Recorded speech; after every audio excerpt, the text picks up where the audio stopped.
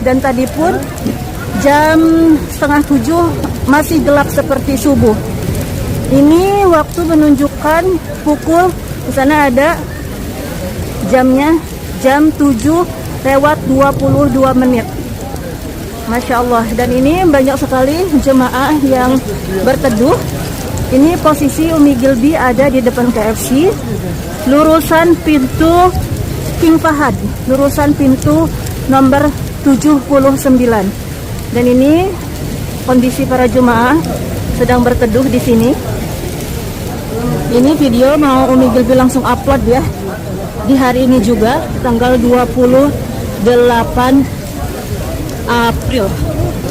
Bismillahirrahmanirrahim. Allahumma shayyiban nafi'an. Ya Allah, semoga hujan di hari Jumat ini membawa kita semua dalam keadaan sehat, membawa rezeki yang berkah.